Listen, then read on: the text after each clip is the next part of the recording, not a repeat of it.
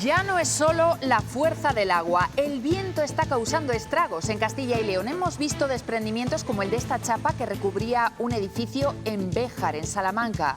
Además, hay varias carreteras provinciales cortadas por culpa de los regatos desbordados.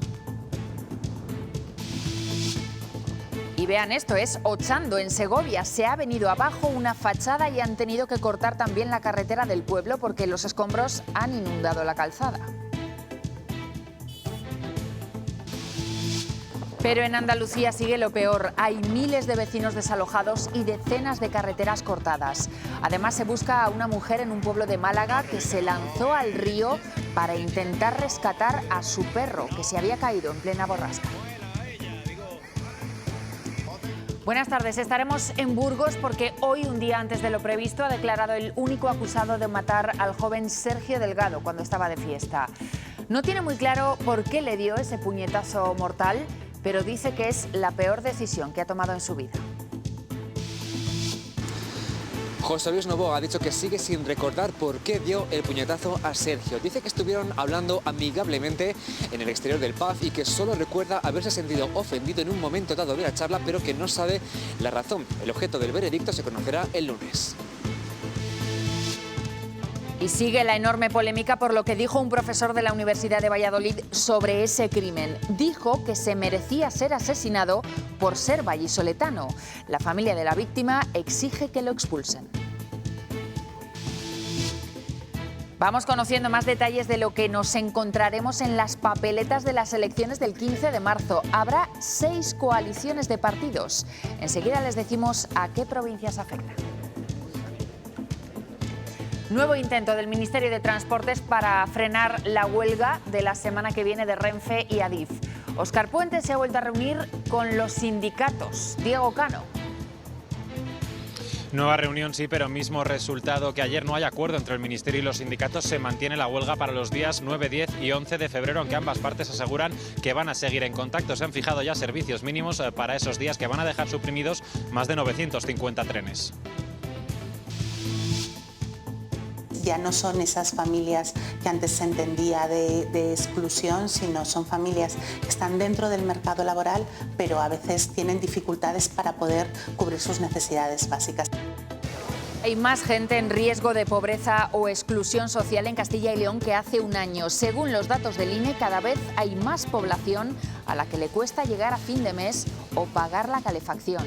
El dato nacional es todavía superior.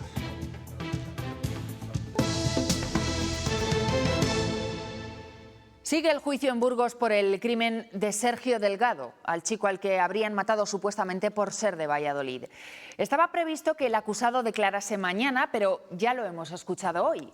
Ha recordado parte de la conversación que tuvo con la víctima antes de darle el puñetazo mortal, pero no el porqué exacto de la agresión.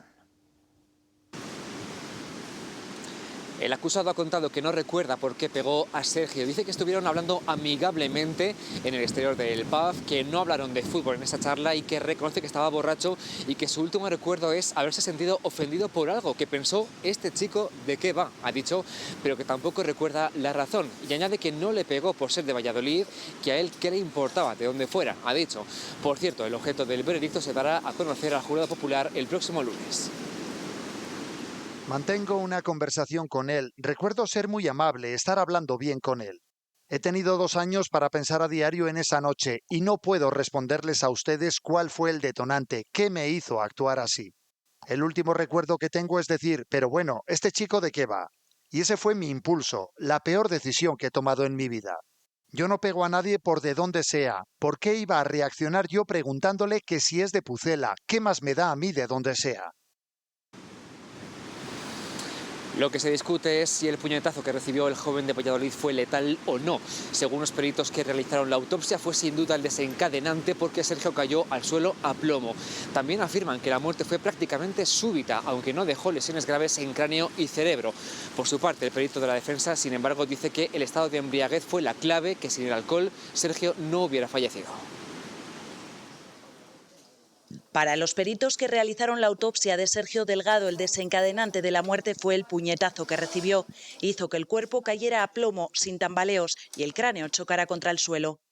Tuvo que ser un golpe fuerte, de cierta intensidad. Ese golpe en la cabeza no causó fracturas en el cráneo, pero provocó una conmoción medular que llevó a Sergio a un fallo respiratorio y a la muerte casi súbita. Además, para los forenses, la elevada tasa de alcohol en sangre de Sergio pudo influir en su muerte. El alcohol favorece la producción de arritmias y apnea, que puede llevar a la muerte. El perito de la defensa no habla de favorecer, sino de determinar. Considera que el alcohol fue clave. En este caso, la tasa de alcohol de la que estamos hablando es determinante. Sin el alcohol no hubiera fallecido. Se descarta, sin embargo, que la patología cardíaca que padecía Sergio, una obstrucción de la arteria izquierda que se halló en la propia autopsia, tuviera vinculación con la muerte. Mañana las partes presentarán sus informes y el acusado tendrá su última palabra. El lunes entregará al jurado popular el objeto del veredicto y el comienzo de la deliberación será a puerta cerrada. Los familiares de Sergio Delgado no solo se están teniendo que enfrentar estos días al juicio, también les duele la polémica que se ha generado por un mensaje de un profesor de la Universidad de Valladolid. Justificó en su día el asesinato de Sergio por tratarse de un vallisoletano. Ha pedido disculpas el profesor, pero la familia pide que lo expulsen de la UVA. La familia de Sergio Delgado no se conforma con la retirada de esos mensajes de las redes sociales ni con la petición de disculpas por parte del docente, disculpas que además califican como vacías. Aseguran que esto no elimina ni la gravedad de los hechos, ni el daño moral que se ha causado, ni por supuesto la posible responsabilidad penal. Dicen que mensajes como este solo suponen un sufrimiento añadido insoportable en mitad de este durísimo proceso. Por eso le piden al rector de la Universidad de Valladolid que tome medidas disciplinarias y que proceda a expulsar de esta institución de la Universidad de Valladolid a este docente. Finaliza el comunicado la familia de Sergio asegurando que de momento no van a hacer más declaraciones al respecto por respeto al proceso judicial que se está llevando a cabo, pero que en cuanto este termine se reservan la posibilidad de llevar a cabo medidas legales, todas las que sean necesarias, en defensa de la memoria de este joven asesinado en Burgos. Le hemos preguntado al respecto de esta polémica al rector de la Universidad de Valladolid, que nos contaba esto. Yo no tengo discrecionalidad absoluta para tomar decisiones unilaterales que no estén fundamentadas y que no se ajusten al marco normativo. El ámbito judicial, los posibles delitos de odio, estos escapan, que es lo que se está manifestando también, estos escapan a mi competencia y si hay indicios, pues lo que hay que hacer, pues como en cualquier indicio de delito, acudir a las fuerzas y cuerpos de seguridad del Estado, acudir a la Fiscalía e intentar pues ver a qué conduce ello. Y escuchen ahora esto, porque podría haber un nuevo contratiempo para los agraciados con el gordo de Navidad en el pueblo leonés de Villamanín, donde ya saben, se vendieron más papeletas que los décimos que habían comprado. Hoy la Comisión de Fiestas, que organiza el cobro del premio, ha dicho que han detectado intentos de compra de papeletas premiadas. Y eso podría suponer un problema para todos, no solo para el que cometiera el delito de venderlas o comprarlas, que podría ser acusado de blanqueo de capitales, sino para el resto, porque los premios podrían quedar bloqueados. Por eso piden a los vecinos que actúen con prudencia y con responsabilidad.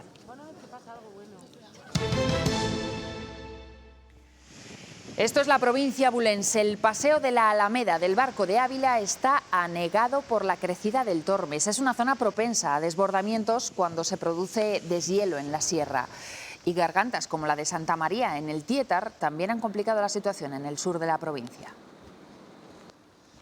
Hay inundaciones en casas y hay inundaciones también en determinados caminos, pero lo más preocupante es que hay una inundación en la zona de dos explotaciones de vacuno.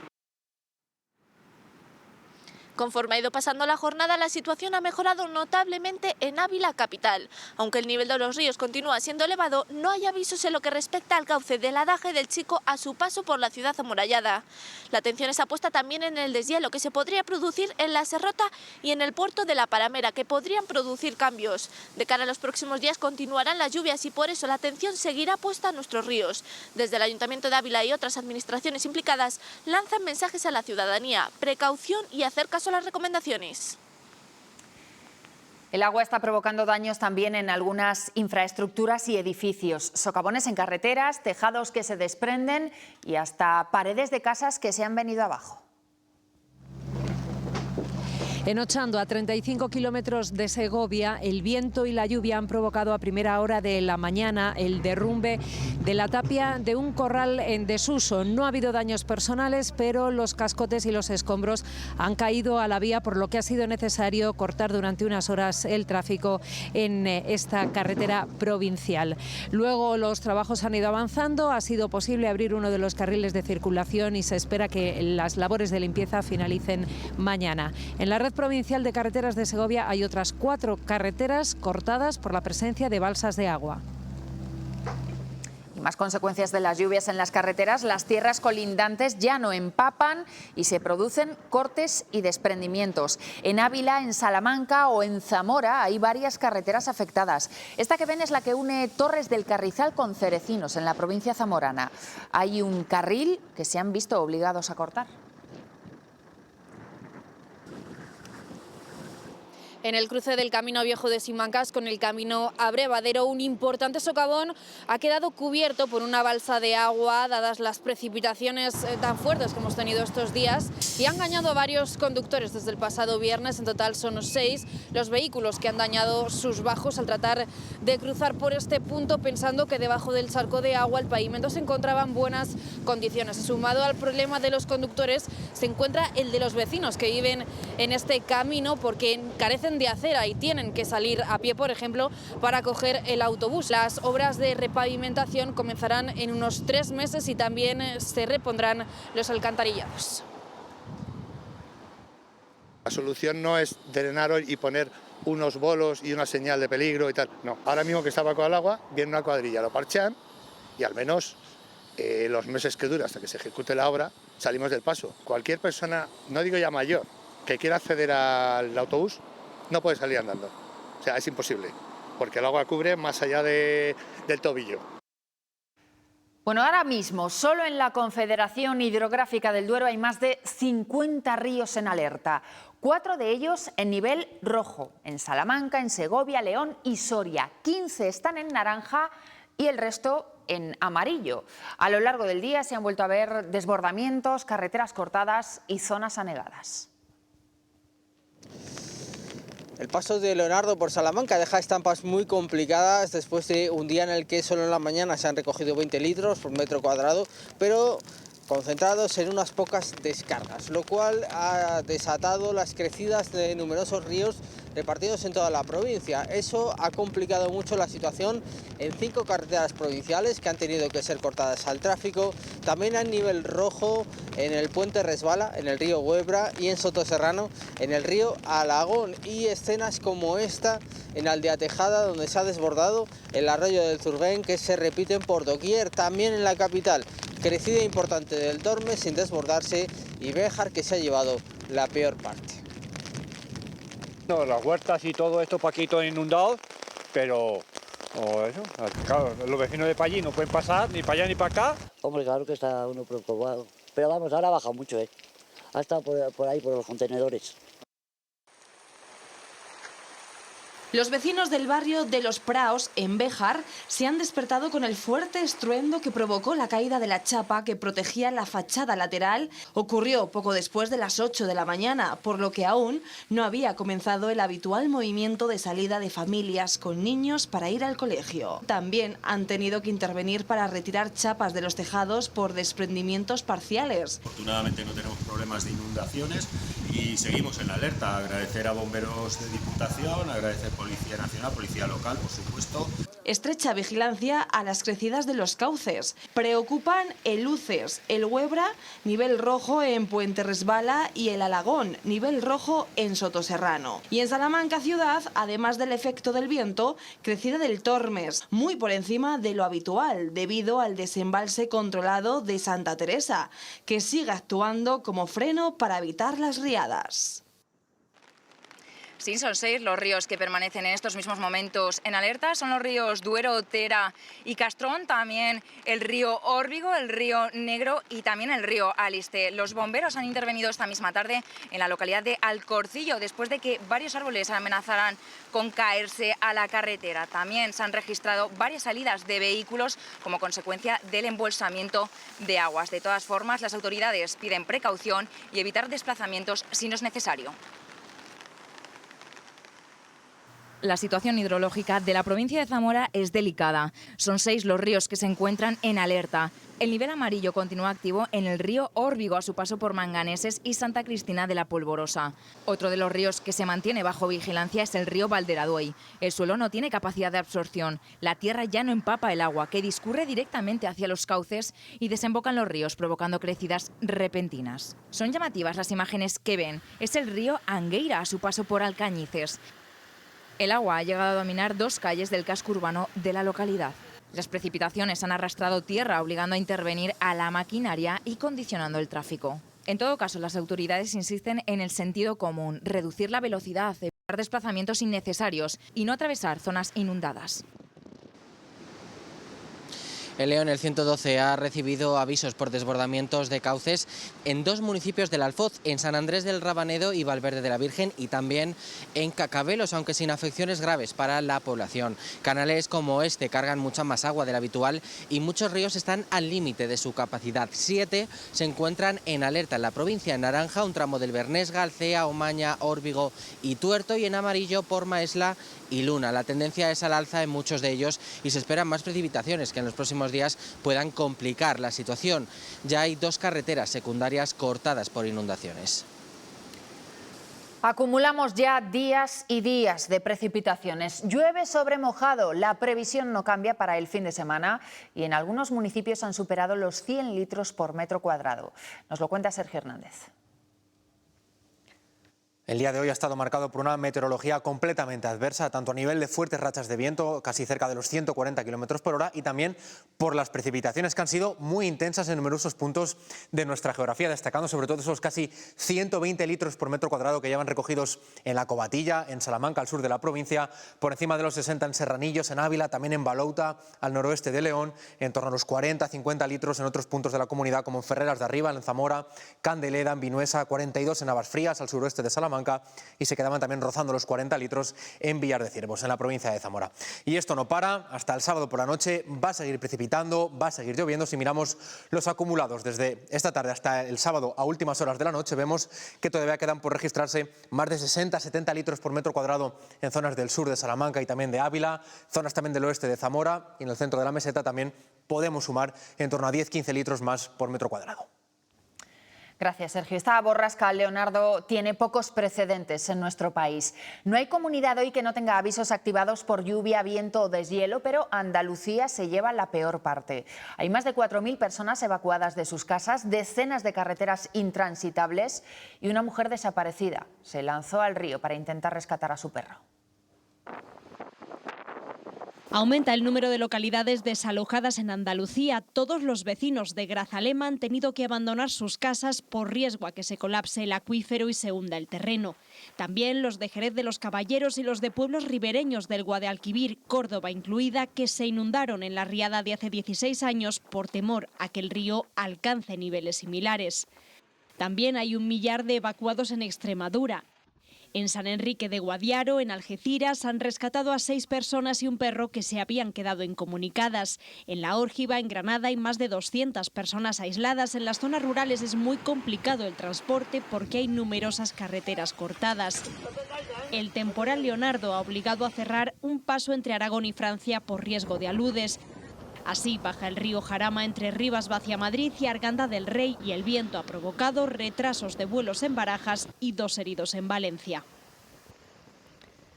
El temporal también mantiene suspendida parte de la alta velocidad en Andalucía y además hoy Renfe ha anunciado que el trayecto ferroviario Madrid-Barcelona durará 25 minutos más, al menos hasta diciembre.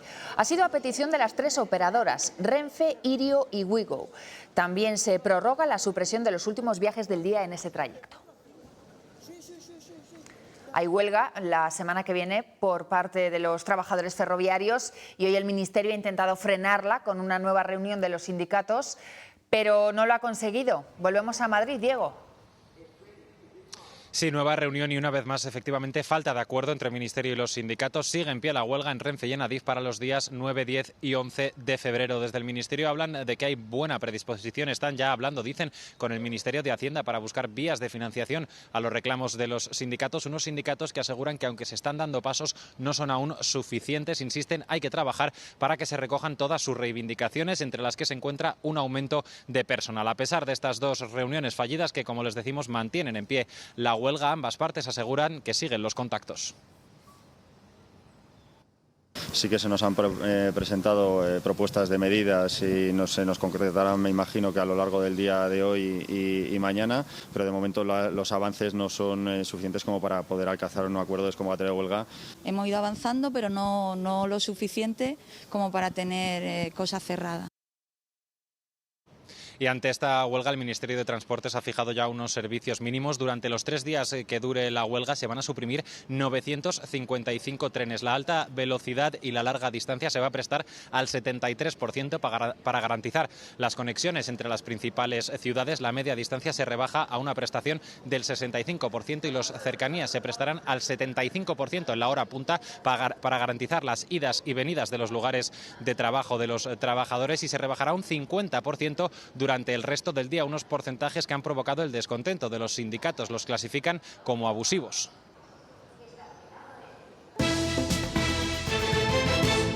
Hoy hemos conocido cuántas coaliciones de partidos se van a presentar a las elecciones del 15 de mayo en Castilla y León. Serán 6 finalmente. La Junta Electoral ha publicado ya esas alianzas. Izquierda Unida y Podemos encabezan cada uno la suya por separado, y hay otras 4 de carácter provincial. No habrá una unión de las izquierdas porque no se han puesto de acuerdo, pero sí se presentan 2 uniones de izquierdas en las 9 provincias. Por un lado se ha registrado la coalición electoral Izquierda Unida Movimiento Sumar Verde Secuo en Común. Y por otro se ha inscrito Podemos Alianza Verde Castilla y León 2026. Esas son las 2 coaliciones de ámbito autonómico. Hay otras 4 enmarcadas en una circunscripción. En Valladolid se presenta Municipalistas España Vaciada.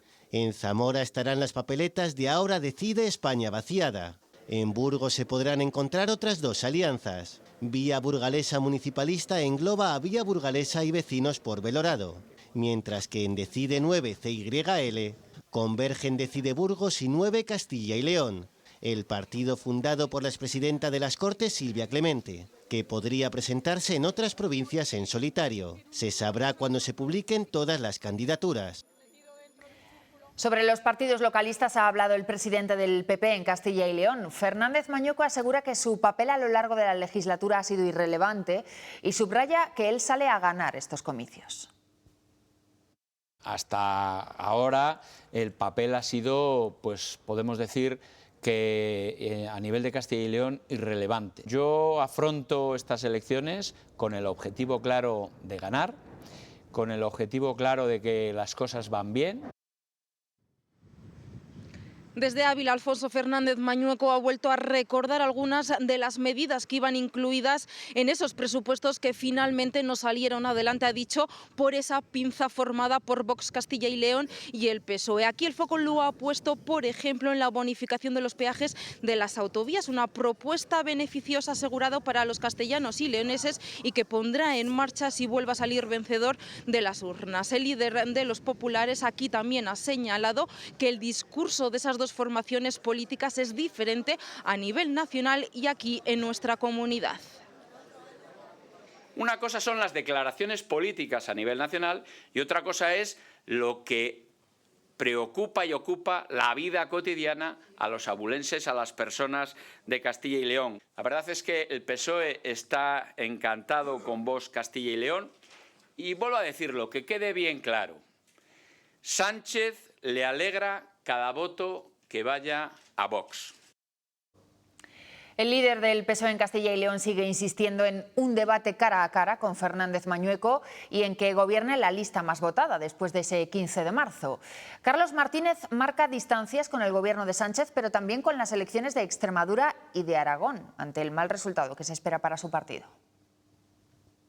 Absoluto respeto, ¿no?, al resto de comicios que desde el punto de vista autonómico se han celebrado ya, tanto en Extremadura como en Aragón. El 15 de marzo tiene que hablarse de Castilla y León. Nosotros vamos a defender Castilla y León en Madrid, contra nuestro partido político, contra nuestro gobierno, en las necesidades que tengamos que tener. Izquierda Unida llama a la participación en la manifestación por la sanidad pública del próximo 21 de febrero en Valladolid. Lo ha dicho su coordinador en Castilla y León, Juan Gascón, que pide más incentivos para que haya médicos en zonas de difícil cobertura y un plus para que no trabajen a la vez en la sanidad pública y en la privada. Quien se dedica a la sanidad pública tenía que tener un plus, ¿no?, que haya una exclusividad para aquellos trabajadores y trabajadoras que se dedican a la sanidad pública, y lo que tiene que hacer la empresa, en este caso la Junta de Castilla y León, es incentivar a los trabajadores para que haya gente que quiera trabajar en otros sitios de trabajo que no son sus sitios de residencia. Casi 1 de cada 4 personas en Castilla y León vive en riesgo de pobreza. Los datos los ha facilitado hoy el INE y son peores que hace un año, aunque todavía por debajo de la media nacional. Cada vez son más los que ni se plantean irse de vacaciones o los que miran mucho cuando ponen la calefacción.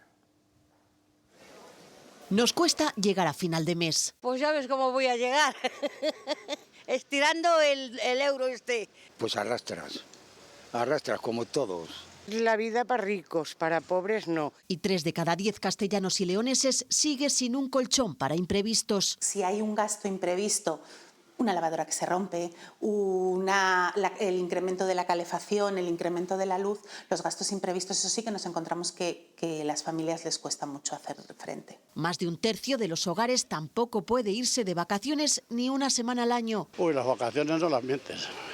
Que eso es nada. Aprovechamos el inserso. ¿Qué pasa está? Es madre de mi vida, hace que no sé lo que son vacaciones. El INE constata que ha crecido más de un punto la tasa de riesgo de pobreza en la comunidad.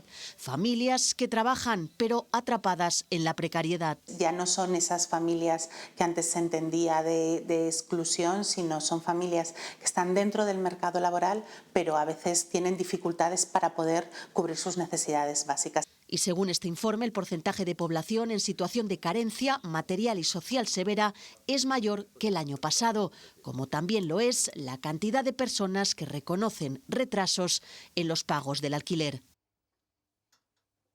Si sumamos todas las horas trabajadas en España, ahora mismo hay menos horas trabajadas totales que cuando había 3 millones de trabajadores menos. El número de bajas laborales se ha triplicado en los últimos 10 años en España y eso ha generado un gasto importante en la seguridad social. Los motivos son diversos. Más del 40% del absentismo se produce por obligaciones familiares, el 29% por incapacidad laboral. 1 de cada 5 bajas se coge por estrés y ya en menor medida por otras cuestiones. La AIREF ha calificado esta situación de insostenible. Aumentan las bajas laborales por contingencias comunes, es decir, por situaciones imprevistas que impiden a una persona asistir a su puesto de trabajo por causas no relacionadas directamente con su empleo. La incidencia en el periodo 2017-2024 ha aumentado casi un 60% y la duración media ha aumentado casi un 15%. Los principales motivos, según un estudio de AIREF, la Autoridad Independiente de Responsabilidad Fiscal, son las enfermedades musculoesqueléticas y respiratorias, aunque están notando que aumentan las incidencias. Enfermedades infecciosas y en las enfermedades mentales y del comportamiento. Y son esas mismas bajas, las causadas por enfermedades mentales, las que más duración tienen. Han experimentado un fuerte crecimiento desde los 67 días en 2017 a los 98,5 días en 2024. Desde AIREF aseguran que existe una correlación entre las listas de espera y la duración de la incapacidad temporal. Hay muchas cosas que se pueden hacer, un mayor seguimiento, un mayor control, una mayor información, una mayor coordinación y una intervención más temprana. Proponen avanzar hacia un sistema de información integrado que conecte a todos los agentes implicados, fortalecer las capacidades del Instituto de Seguridad Social para mejorar el seguimiento de las bajas y aumentar el apoyo a la atención primaria, más demandada tras la COVID. Los sindicatos hacen su valoración sobre el informe. Injusto y no se ha tenido en cuenta todos los parámetros del por qué se está dando estas situaciones. La mayoría de las bajas son por cuestiones médicas, algo que aseguran influye en la duración de esa baja. Creemos que criminalizar al trabajador y criminalizar a los médicos que dan esas bajas es un error. Determinadas altas que se deberían de dar y por tema de aplazamiento de la consulta médica. Esa falla estructural que tenemos en el sistema sanitario. Factores como la ansiedad, el estrés o gestiones personales también marcan esa tendencia. Y es el tercer país de la Unión Europea que consume antidepresivos. Piden soluciones. Es un problema que se tiene que atajar desde muchos frentes, desde sanidad, desde el ámbito laboral. Invertir y mejorar la sanidad pública es la base de todo. Infrafinanciación y por la falta de recursos. Desde la COE recuerdan que el aumento del absentismo los últimos 4 años es preocupante. Queremos que haya mayor participación de las mutuas porque realizan una incorporación menos tardía que la seguridad social. Las bajas no se cobran durante los 3 primeros días, del 4 al 21 el 60% y después ya el 75%. Y va enferma a los puestos de trabajo, enfermando el resto, pero no se puede permitir esos 3 días. Son los convenios colectivos donde se puede buscar e introducir mejoras en este sentido. El Banco Central Europeo ha cumplido con lo esperado y mantiene los tipos de interés, que seguirán en el 2%, como llevan desde junio. Aun señalando perspectivas inciertas por los conflictos internacionales y por las guerras comerciales, el banco considera que la inflación está contenida y que la economía sigue mostrando fortaleza ante las dificultades. El decreto conocido como escudo social que quiere sacar adelante el Gobierno central, pero que no cuenta con apoyos, incluye la moratoria antidesahucios, pero también recoge las entregas a cuenta a las comunidades. Si sale adelante, mejoraría las cantidades para Castilla y León, aunque la Junta insiste en que saldríamos perjudicados. Sí, con la nueva formulación del decreto ómnibus aprobada el pasado martes en Consejo de Ministros, Castilla y León seguiría perdiendo en las entregas a cuenta. Recibiría 60 millones de euros menos al mes. Eso sí, si finalmente este decreto no se convalida, con el previsible rechazo de Junts y de Podemos en desacuerdo por la moratoria antidesahucios, recuerda el portavoz de la Junta que el impacto económico mensual para esta comunidad podría ser de más del doble. Si volviéramos a las cantidades del año 2023, el impacto sobre el anuncio que se nos comunicó en el seno del Consejo de Política Fiscal y Financiera serían aproximadamente 160 millones de euros al mes. Si finalmente se pagaran las cantidades del 24 y del 25 y solo quedaran pendientes las del 26, el impacto sobre las cuentas de la comunidad autónoma sería de 60 millones de euros menos.